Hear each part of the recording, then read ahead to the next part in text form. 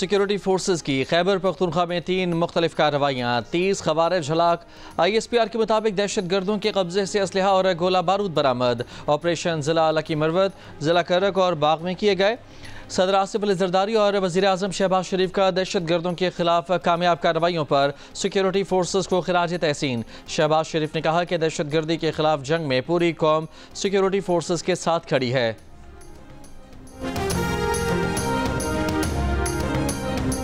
वज़ीर आला खैबर पख्तूनख्वा अली अमीन गंडापुर से सदर PTI खैबर पख्तूनख्वा का ओहदा वापस ले लिया गया। जुनेद अकबर को PTI खैबर पख्तूनख्वा का सदर मुकर्रर कर दिया गया। अली अमीन को सूबे में दहशत गर्दी और गवर्नेंस के मसाइल पर फोकस करने की हिदायत। ज़राए के मुताबिक बानी PTI को 3 माह से वकला अली अमीन के खिलाफ शिकायत कर रहे थे। बानी PTI से आतिफ खान, जुनेद अकबर की मुलाकात में भी अली अमीन के खिलाफ बातें हुई।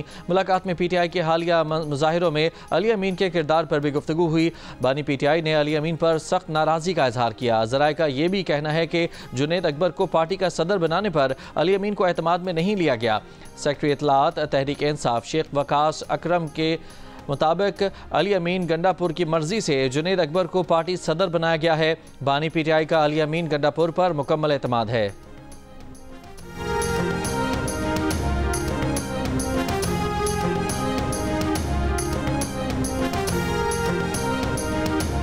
तीनों बड़ी जमातों की हिमायत से कौमी असम्बली की फाइनेंस कमेटी ने अरकान कौमी असम्बली और सेनेटर्स की तनख्वाहें और मराआत बढ़ाने की मंजूरी दे दी।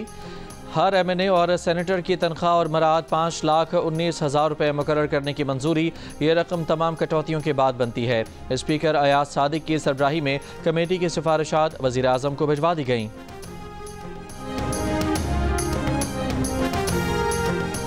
लाहौर के थाना कोतवाली की हदूद में मुबैना पुलिस मुकाबला, 2 इश्तिहारी मुलजमान हलाक। पुलिस के मुताबिक हलाक होने वाले एक मुलजिम ने शरकपुर में शहरी को फायरिंग करके कत्ल किया था। दूसरा मुलजिम डकैती और मोटरसाइकिल छीनने की वारदातों में मतलूब था। मिस्री शाह में एक शख्स की फंदा लगी लाश मिली है। सत्तू कतला के इलाके से साबिक एडिशनल कमिश्नर फैसलाबाद के अगवा का मुकदमा दर्ज। पाकिस्तान में तैनात बांग्लादेश के हाई कमिश्नर मोहम्मद इकबाल हुसैन खान ने कहा है कि पाकिस्तान से सियाहत और तालीम समेत मुख्तलिफ शोबों में ताउन के ख्वाह हैं। पेशावर प्रेस क्लब में मीडिया से गुफ्तगू करते हुए कहा कि पाकिस्तान से मिलिट्री ताल्लुकात मजबूत हैं। जल्द दोनों मुल्कों के दरमियान बराह रास्त फ़िज़ाई ऑपरेशन शुरू करने का इरादा है।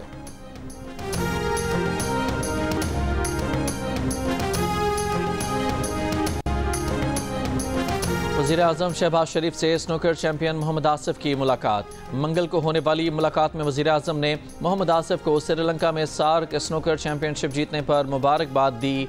25 लाख रुपए का इनामी चेक भी पेश किया गया। वज़ीर आज़म ने कहा कि पाकिस्तानी खिलाड़ी अपनी सलाहियतों से दुनिया में मुल्क व कौम का नाम रोशन कर रहे हैं। हुकूमत खिलाड़ियों को सहूलियात की फराहमी के लिए हर मुमकिन इक़दाम कर रही है।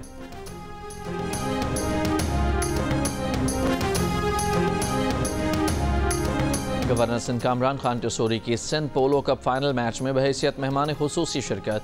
बग्गी में बिठाकर ग्राउंड में ले जाया गया। फौजी बैंड ने सलामी पेश की। मलीर गैरेजन पोलो क्लब के सदर ब्रिगेडियर कमांडर असद बशीर ने पुरतपाक इस्तकबाल किया। कैप पहनाई और शील्ड पेश की। गवर्नर सिंध ने ग्राउंड में बॉल फेंककर फाइनल मैच का आगाज़ किया। फातेह टीम HQC गोल्ड को ट्रॉफी दी। खिलाड़ियों में इनामात भी तकसीम किए गए।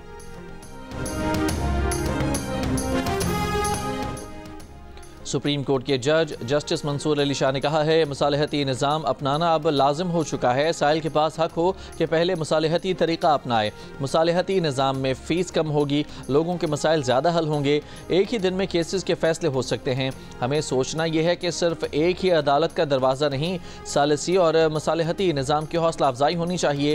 लाहौर हाईकोर्ट बार की तकरीब से खिताब में कहा कि साल 2023 में 17 लाख केसेस का फ़ैसला किया, लेकिन केसेस आज भी वैसे के वैसे पड़े हैं।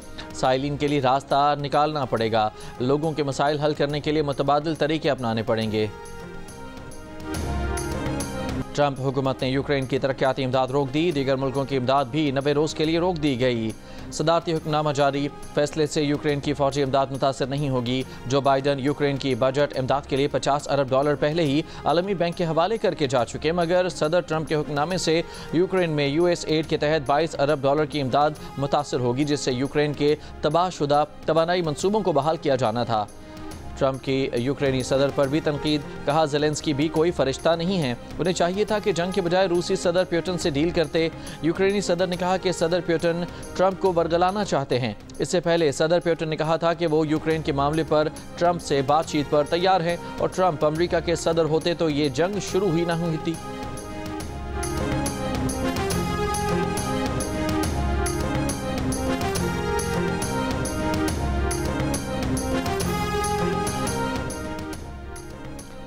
गजा जंगबंदी मुआहदे के तहत कैदियों का तबादला, हमास ने 4 इसराइली फौजी खवातीन रिहा की, बदले में इसराइल ने 200 फ़लस्तीनी रिहा कर दिए। रामल्ला में फ़लस्तीनी कैदियों का वालेहाना इस्तकबाल, कैदियों के अपने प्यारों से मुलाकात के जज्बाती मनाजर। इसराइली फ़ौज की जंगबंदी की खिलाफ वर्जी, शुमाली गजा जाने वाले फ़लस्तीनियों पर फायरिंग, कई फ़लस्तीनी ज़ख्मी। हमास का कहना है कि मुआहदे पर अमल दरामद में किसी भी रुकावट का जिम्मेदार इसराइल होगा। मकबूजा मगरबी किनारे के शहर जेनिन में इसराइली फ़ौज का ऑपरेशन जारी, 5 रोज़ में 14 फ़लस्तीनी शहीद। तलबीब में नेतन्याहू हुकूमत के खिलाफ एहतजाज, मुजाहिदीन का गजा में बाकी रह जाने वाले यरगमाली फौरी वापस लाने का मुतालबा। अरब मीडिया ने हमास के शहीद सरबरा याहिया सिनवार की गजा में लड़ने और इसराइली फ़ौज के खिलाफ ऑपरेशंस की क़यादत करने की दस्तावेजी फिल्म जारी कर दी। इस फिल्म में याहिया सिनवार ये शेर पढ़ते हुए भी नजर आए हैं कि आज़ादी का दरवाज़ा सुर्ख है जिस पर खून से डूबा हाथ दस्तक देता है। शहीद याहिया सिनवार के मैदान जंग में मौजूद होने के मनाजिर ने इसराइली फ़ौज की जानिब से सिनवार के सुरंगों में छुपे होने का दावा गलत साबित कर दिया।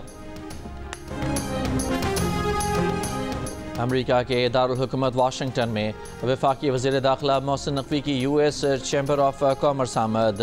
अमेरिका पाकिस्तान बिजनेस कौंसिल के वफ़द से मुलाकात, वज़ीर दाखिला की कानकनी और IT सेक्टर में अमरीकी सरमाकारों की सरमाकारी की दावत।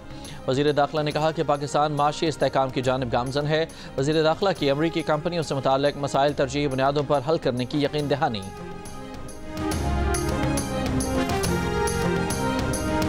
कराची के इलाके दस्तगीर ब्लॉक 15 में दफ्तर जाने वाला शहरी डकैती में मज़ामत पर कत्ल। शहर में रवां साल के पहले माह में डकैती में मज़ामत पर जांबा अफराद की तादाद 5 हो गई।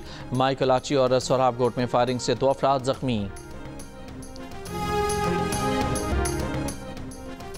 कराची में साल की पहली हब ऑटोक्रॉस रैली अफसोसनाक हादसे के सबब मनसूख। रैली में शरीक ड्राइवर तारिक की गाड़ी बेकाबू होकर ट्रैक से बाहर खड़े रजाकारों से जा टकराई, जिसके नतीजे में एक रजाकार दानिश अस्पताल में जख्मों की ताब न लाकर इंतकाल कर गया।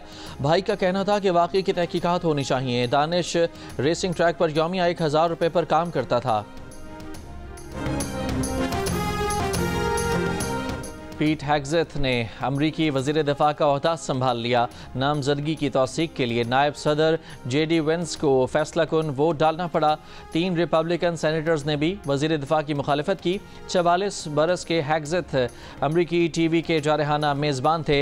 हल्फ बर्दारी के बाद हेग्सेथ ने कहा था कि अमरीका को अवलियत दूंगा। सेनेट ने होमलैंड सिक्योरिटी के लिए जनूबी डकोटा की गवर्नर क्रिस्टी नोएम की तौसीक कर दी।